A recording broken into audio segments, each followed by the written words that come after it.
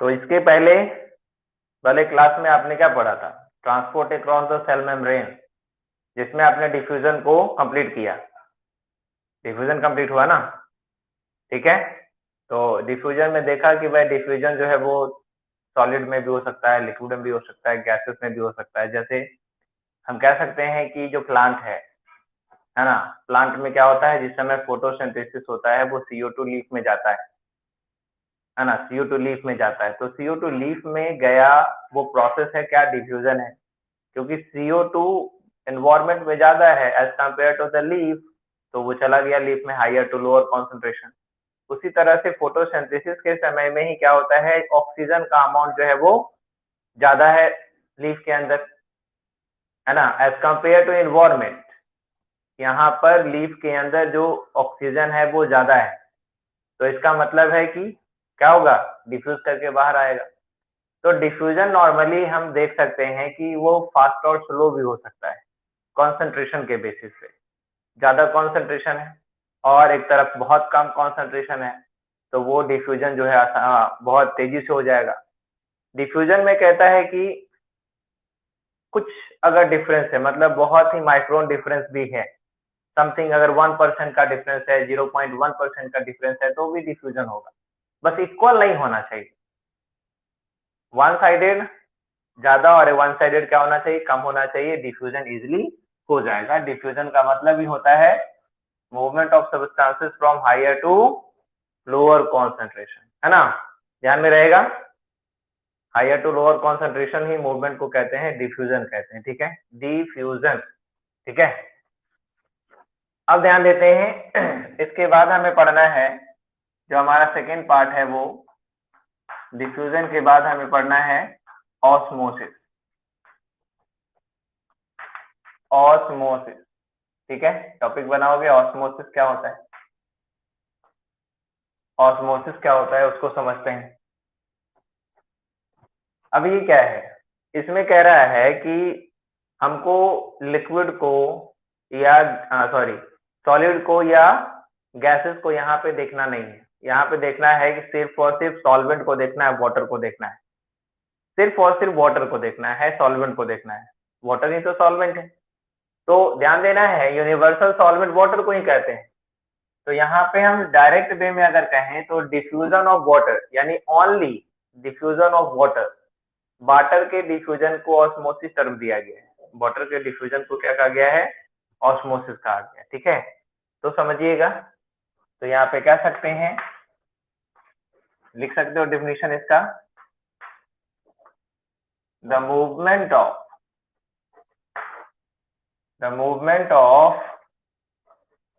water, the movement of water from, है ना, the movement of water from its higher concentration,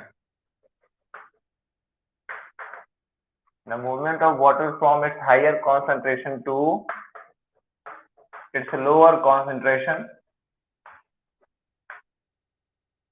its lower concentration, its lower concentration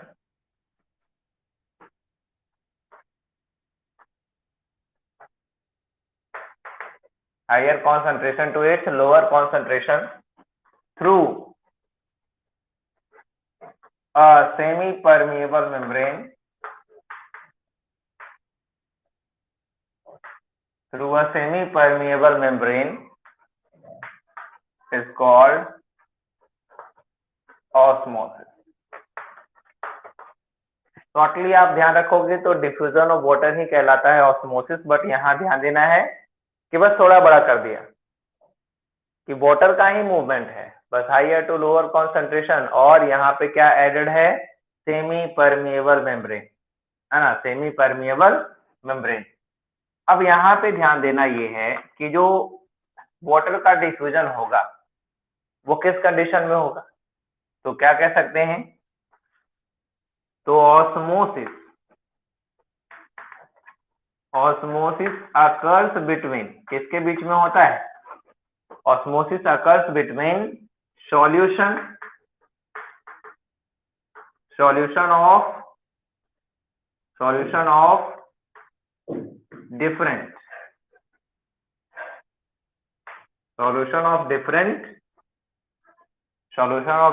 concentration,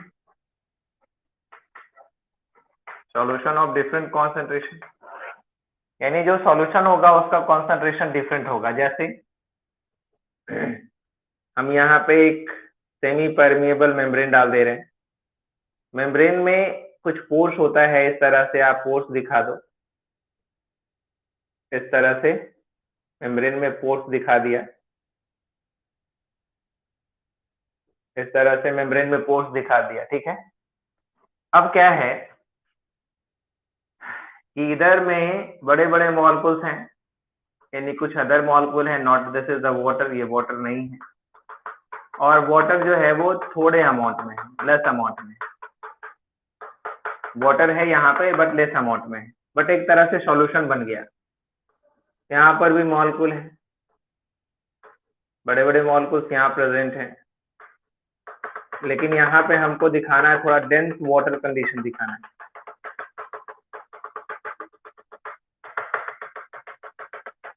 ठीक है, तो यहाँ पे हम कह सकते हैं कि ये आपका क्या है, semi permeable membrane. Semi permeable membrane को हम क्या कहेंगे, सेल मेम्ब्रेन मान लेते हैं कि सेल मेम्ब्रेन ही सेमी परमिएबल होता है ना। सेमी परमिएबल होता है सेल मेम्ब्रेन, तो इसको लिख लिया।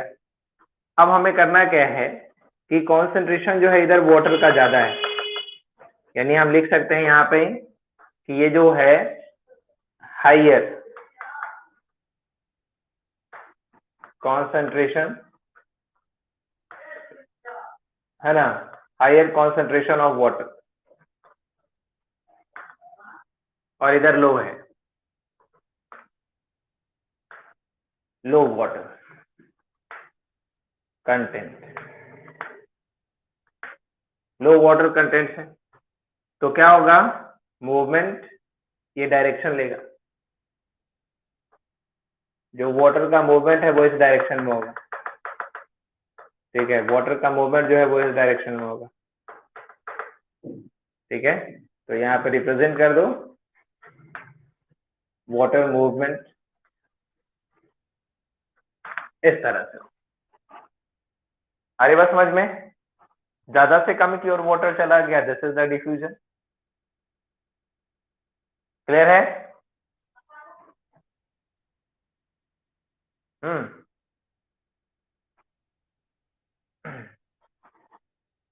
अब है क्या कि जो ऑस्मोसिस आपने दिखाया, ये जो ऑस्मोसिस आपने दिखाया, ठीक है, ऊपर लिखे थे ना, ठीक है, तो ये जो ऑस्मोसिस आपने दिखाया और आपने यहाँ पे लिखा हुआ है कि सॉल्यूशन दो डिफरेंट सॉल्यूशन के बीच में हो रहा है, सॉल्यूशन ऑफ डिफरेंट कॉन्सेंट्रेशन, तो यहाँ पे हमें समझना पड़ेगा। दूसरा फिर हमें समझ लेना यहाँ पे मेम्ब्रेन को, फिर है ना, फिर टाइप्स ऑफ ऑस्मोसिस को समझना है। तो पहले हमें देखना पड़ेगा, कुछ पॉइंट्स आउट कर लेते हैं। ठीक है, solution, what is the solution, solution है क्या?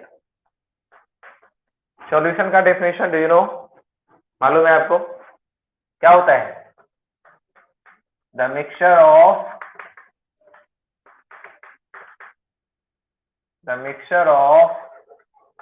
solute and solvent,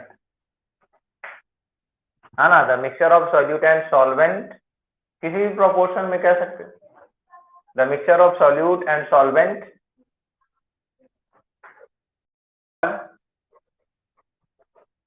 solution. बस हम सिंपल सा तरीका हमने यहाँ पे दे दिया सॉल्यूशन को। अभी केमिस्ट्री का सॉल्यूशन नहीं है, ठीक है, या मिक्सचर नहीं है, होमोजीनस हेट्रोजीनस जिसको हम कह रहे हैं, वो यहाँ पे हम नहीं कर रहे हैं, हम यहाँ पे सिर्फ सॉल्यूशन बना रहे हैं, मिक्स कर रहे हैं, मिक्सचर को ही सॉल्यूशन यहाँ पे बोल रहे हो। अभी जो सॉल्यूशन है वो कितने तरीके का है, तो हमारा जो टाइप्स ऑफ सॉल्यूशन है, ठीक है, सॉल्यूशन is of following बिल्कुल फॉलोइंग टाइप, 3 तरह का सॉल्यूशन आप देखोगे। देखो यहाँ पे अगर थोड़ा सा इसको समझना है तो इसको आप ऐसे करके लिख सकते हैं कि solution equal to solute plus solvent. तो ये हमारा एक शॉर्ट तरीका निकल जाता है, सिंपल बात है, शॉर्ट तरीका निकलता है। तो सॉल्यूशन को हमको दिखाना है तो अभी समझना पड़ेगा कॉन्सेप्ट, यहाँ पे मिटा दो इसको, ठीक है। सॉल्यूशन को समझना है तो सबसे पहले ये देखो कि जब आप सॉल्यूशन बनाते हैं तो आप क्या ऐड करते हैं, ठीक है। सॉल्यूशन बनाते हैं तो ऐड किसको कहते हैं, तो आप अगर आप मान लो कि आपने नींबू, चीनी और वाटर मिक्स किया, तो आपने वाटर ज्यादा लिया, वाटर में सबको मिक्स किया कि वाटर को सब में मिक्स किया, है ना। हाँ, वाटर में सबको मिक्स किया, इसका मतलब है कि हम दूसरी चीजों को यानी सॉल्यूट को हम कह सकते हैं, तो सॉल्यूट ही ऐड किया जाता है। तो सॉल्यूट को जब ऐड किया जाता है तो अमाउंट ऑफ सॉल्यूट को ही ध्यान में रखेंगे कि वो ज्यादा हो रहा है कि वो कम हो रहा है। अगर सॉल्यूट ज्यादा है तो हाइपर, सॉल्यूट कम है तो हाइपो, है ना। बस इसी के अमाउंट को ध्यान में रखना है। तो इसको ध्यान में रखते हुए यहाँ पे हमारे पास आता है कैसा, तो सबसे पहले हम कहते हैं हाइपोटोनिक सॉल्यूशन, हाइपोटोनिक सॉल्यूशन, ठीक है, हाइपोटोनिक सॉल्यूशन। अब ये हाइपो का मतलब क्या हुआ, किसका कम अमाउंट होगा यहाँ पे, हाइपो मीन्स किसका कम है अमाउंट, सॉल्यूट का। तो आप लिख, बिल्कुल आप लिख सकते हैं the solution in which, solution in which the amount of solute, the solution in which the amount of solute is less than solvent, है ना।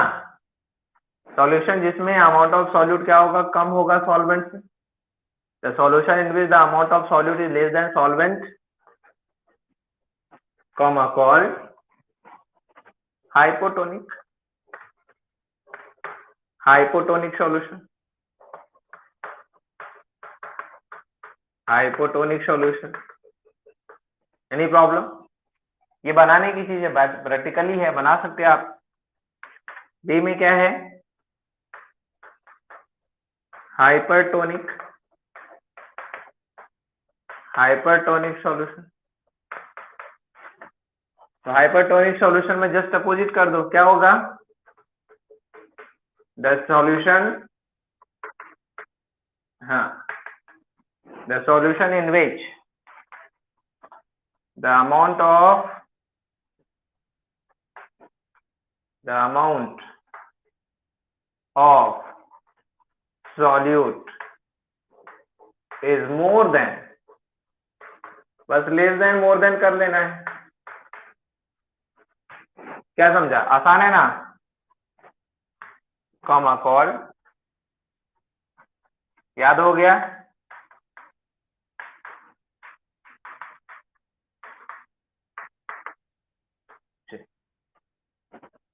काफी सिंपल तरीके से आपको माइंड में चला गया कि आप कैसे बना सकते हो। सी में आप लिख सकते हैं आइसो का मतलब इक्वल होता है, आइसोटोनिक सॉल्यूशन,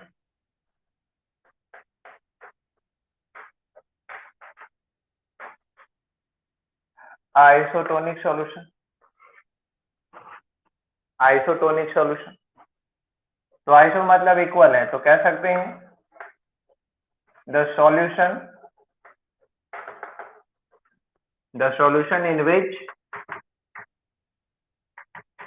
हाँ बिल्कुल सही, the solution in which the amount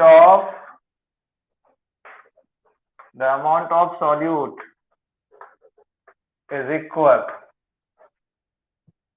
है ना, the amount of solute is equal to the solvent,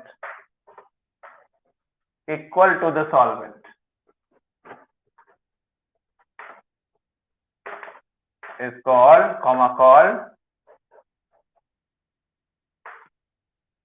isotonic.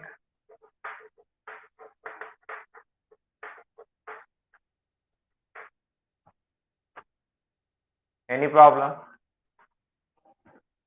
आगे बात समझ में क्लियर है? अब है थोड़ी सी बात करते हैं मेम्ब्रेन की। मिटा दो इसको।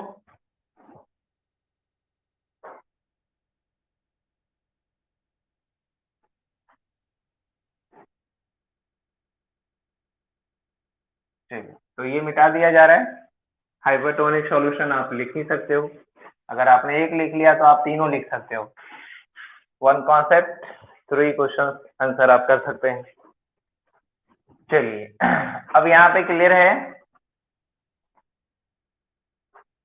ठीक है, तो टॉपिक अलग हो जाएगा।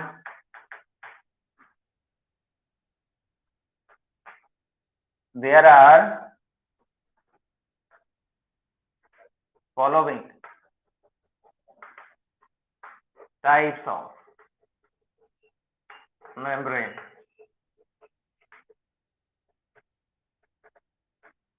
मेम्ब्रेन को थोड़ा देख लेते हैं। ठीक है, फॉलोइंग टाइप्स ऑफ मेम्ब्रेन को देख लेते हैं। तो मेम्ब्रेन की बात करोगे तो क्या हो जाएगा? यहाँ पे आपको एक मेम्ब्रेन में बताता हूं, इम्परमिएबल। इम्परमिएबल इम्परमिएबल मतलब कोई भी एक लेयर है, कोई भी एक पार्टीशन है जो किसी दूसरी चीज को पास कर ही नहीं सकता है, तो नहीं पास कर सकता तो वो इम्परमिएबल हो गया, है ना? तो आप कह सकते हैं the membrane which cannot the membrane which cannot allow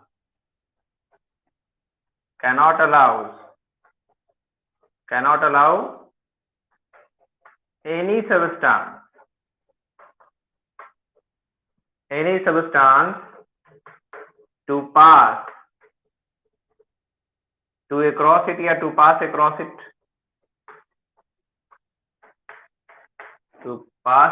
it,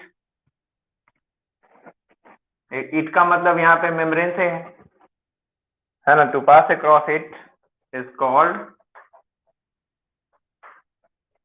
impermeable membrane। ठीक है, अब एक कहोगे कौन सा भाई? तो एज फॉर एग्जाम्पल में आप एक्सटर्नल ले सकते हैं, आप प्लास्टिक मेम्ब्रेन है, ग्लास मेम्ब्रेन है। अब जैसे बोतल है, तो एक तरह से बोतल क्या है, चारों तरफ कवरिंग वो मेम्ब्रेन का ही काम कर रहा है ना। मेम्ब्रेन से मतलब यहाँ पर लेयर है कि नहीं? अब ये दीवार ही है तो क्या होगा, हम देख सकते हैं उस तरफ, तो ये भी एक तरह से इम्परमिएबल पार्ट हो गया, एक पार्टीशन बन गया है। और मेम्ब्रेन भी एक्चुअली में क्या है, तो एक कंपार्टमेंट का चारों तरफ का बाउंड्री है, कवरिंग है, तो कुछ भी मान के चलते हैं। अब प्लास्टिक बॉटल में अगर पानी रखा हुआ है तो आप देखते हो फ्रिज में से जब बॉटल निकालते हैं तो सरफेस पे ड्रॉपलेट्स आ जाते हैं। अभी ड्रॉपलेट्स जो आया है, क्या बॉटल से पानी निकल गया, प्लास्टिक बॉटल से पानी निकल गया? नहीं ना। क्या होता है उस कंडीशन में? इन्वायरमेंट चूंकि वार्म है और वो ठंडा था, इवापोरेट हो रहा है, सरफेस पे जो जमा हुआ पानी था कुछ वो, तो ये चीजें हो गई इम्परमिएबल। अब देखो, इम्परमिएबल के बाद हम बात करते हैं सेमी परमिएबल। एकदम टेक्निकली आप समझ लो इसको। पहले वो कि कुछ भी पास नहीं करता, अब है कि सेमी परमिएबल है ना? सेमी परमिएबल है, तो सेमी परमिएबल केस में क्या कहेंगे? The membrane which can the membrane which can allow only solvent to pass across it, to pass across it is called semi-permeable membrane. Semi-permeable membrane. सिर्फ और सिर्फ जो सॉल्वेंट को पास कर रहा हो, वाटर को पास कर रहा हो, सेमी परमिएबल मेम्ब्रेन, तो क्या होगा? ठीक है, सेल मेम्ब्रेन जो है वो सेमी परमिएबल नेचर का होता है डेड कंडीशन में, जब उसको हम रिमूव कर लेते हैं, निकाल लेते हैं, है ना। सेल मेम्ब्रेन डेड सेल का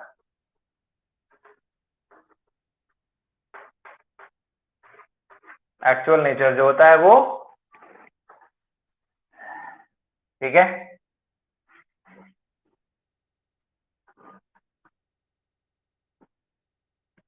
अब ध्यान देंगे,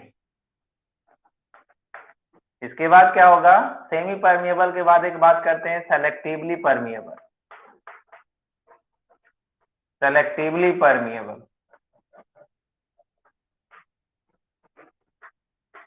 सेलेक्टिवली परमिएबल का मतलब क्या हो जाएगा? जरूरत के अनुसार से कुछ सॉल्यूट को भी अंदर और बाहर आने जाने देता है, और सॉल्वेंट को भी सेल के अंदर और बाहर आने जाने देता है, तो वो मेम्ब्रेन कहलाएगा selectively permeable membrane. The membrane which, the membrane which can allow some selective solute and solvent, some selective solute and solvent to pass across it is called selectively permeable membrane. Selectively permeable membrane. Clear है?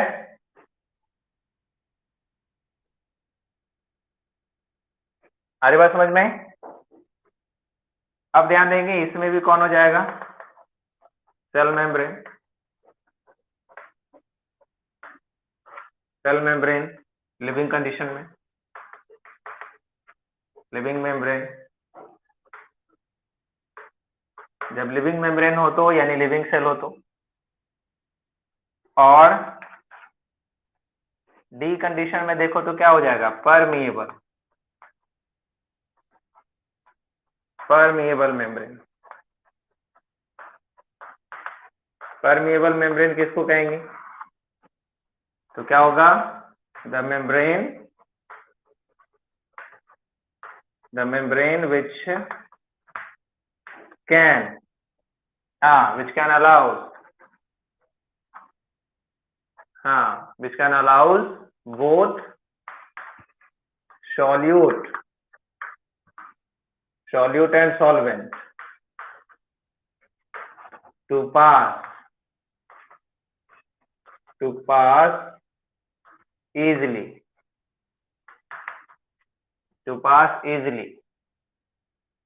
is called, ठीक है, permeable membrane.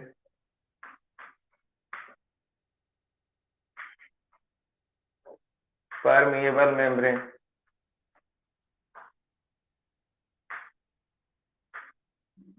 Permeable membrane. Example में क्या? Cell wall, cell wall.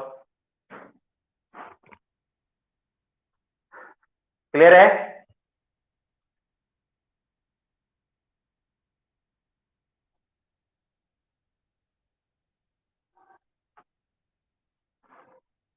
ठीक, तो आपने देख लिया, सॉल्यूशन को भी देख लिया, मेम्ब्रेन भी देख लिया। अब हमें पढ़ना है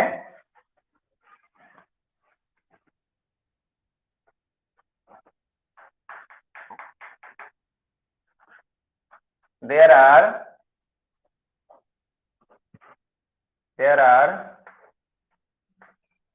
two types of osmosis.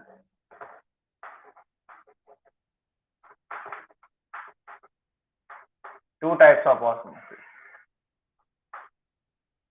ठीक है। ऑस्मोसिस का दो टाइप देखना है, कैसे कर लें? तो इस तरह से करते हैं, एक इंडो ऑस्मोसिस,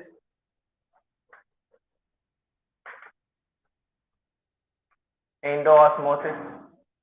पहले डेफिनेशन करते हैं, फिर फिगर समझ लेते हैं, ठीक है। तो क्या होता है? The movement of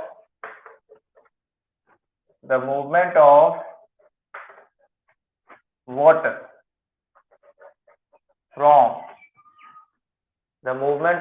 from outside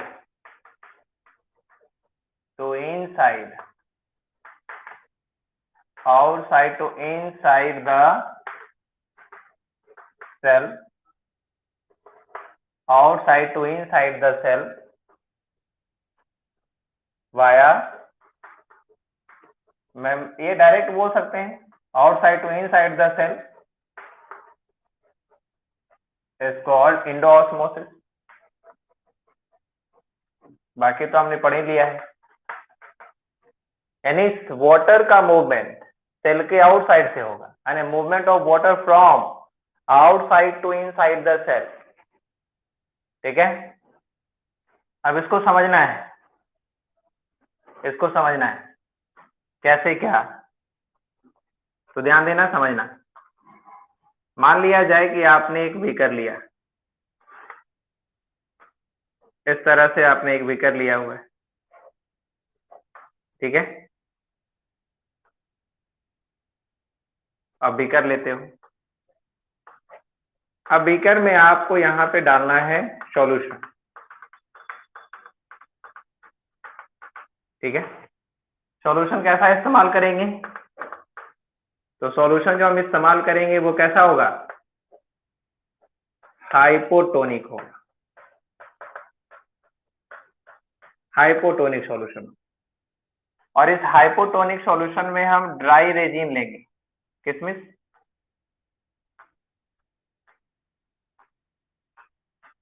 इसका हुआ, ये हमारा है dry resin,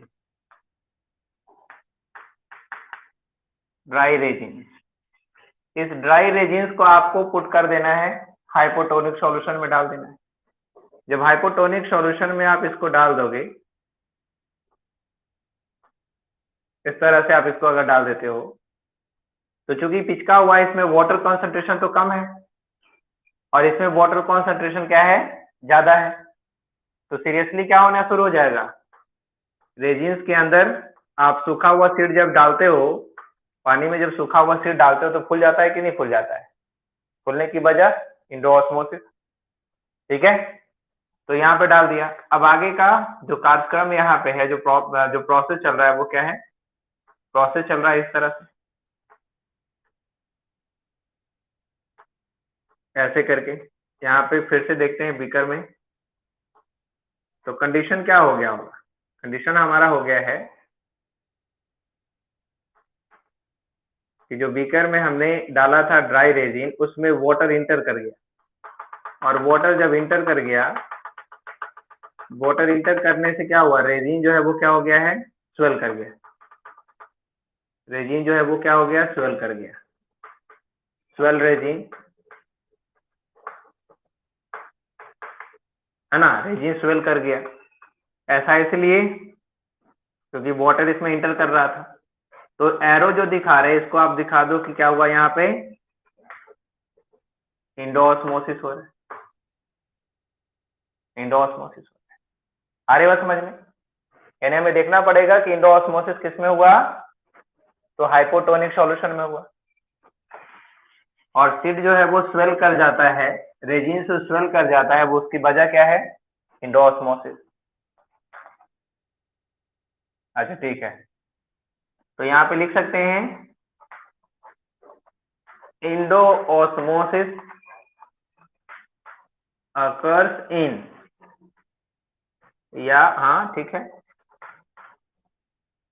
occurs in hypotonic solution, occurs in hypotonic solution में होता है। ठीक है, अब ध्यान दोगे, plant cell does not burst, BURST होता है, does not burst due to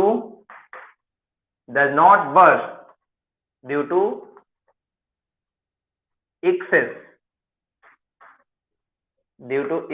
endoosmosis,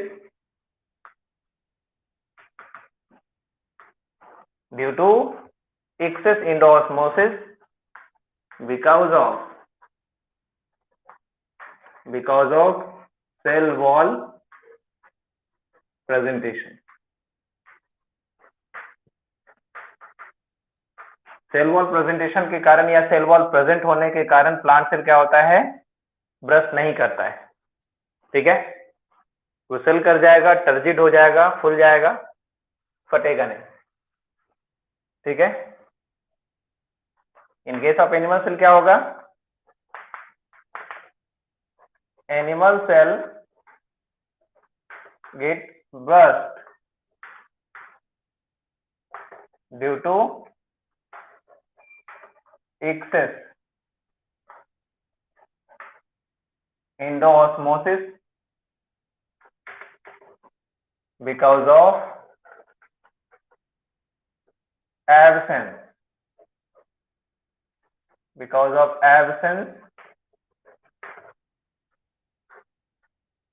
of cell wall. Cell wall नहीं होता है, इस कारण से वो, हाँ, due to excess, animal cell get burst due to excess endoosmosis because of absence of cell wall, cell wall नहीं होने के कारण। चलिए, तो इंडोऑस्मोसिस का सेक्शन हो गया कंप्लीट। आगे बात समझ में क्लियर है ना, दिख रहा है?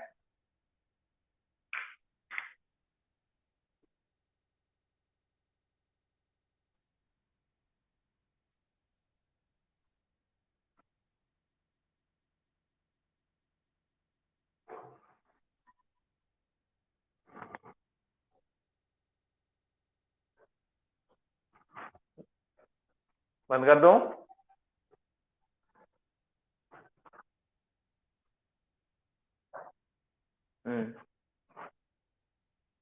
वीडियो को जितना हो सके सब्सक्राइब करवाइए, क्योंकि जितना जल्दी 1000 आएगा उतना जल्दी जो है फिर डायरेक्ट यूट्यूब पर क्लास लेंगे, किसी ऐप की आवश्यकता नहीं पड़ेगी।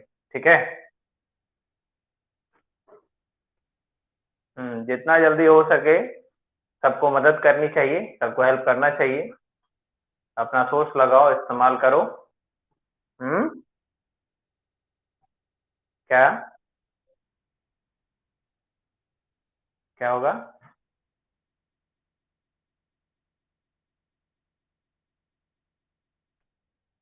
नहीं नहीं, देखने की आवश्यकता नहीं, मैं नहीं कह रहा हूँ कि देखो, मैं ये कह रहा हूँ कि सिर्फ सब्सक्राइब उसको कर लेना है। आप देखो ना देखो फर्क नहीं पड़ता, लेकिन सब्सक्राइबर अगर संख्या बढ़ जाए तो मैं लाइव आ सकता हूँ यूट्यूब पे ना, बस इतनी ही बात है। थोड़ी सब कोई देखेगा इसको, सबको फनी वीडियो अच्छा लगता है जी, सबको बेकार बेकार वाला जो रहता है ना, हंसी मजाक या जो भी है, अल्हड़पन, ये सब अच्छा लगता है। पढ़ाई किसको अच्छा लगता है? पढ़ाई किसी को अच्छा लगता है तो ये प्रेजेंटेशन रहता है, यहाँ पे 10 गो बच्चा रहता है, 15 गो बच्चा रहता है। पढ़ाई तो मजबूरी में आदमी करता है, कुछ नहीं करना है तो करे क्या भाई, कोई काम ही नहीं बच्चों को, तो क्या करे, तो पढ़ाई करो, है ना। नहीं तो अमेरिका और इंग्लैंड होता तो बच्चे अभी बचपन से ही जो है कुछ ना कुछ साइंटिफिकली काम करते रहते हैं। जापान में रहता तो और कुछ काम करता रहता, चाइना में रहता तो अभी तक तो क्या से क्या बना देता। इंडिया में है, माँ बाप का होटल है, खाते जाओ और आते जाओ, जब आए नींद तो सो जाओ, है ना। चलो ठीक।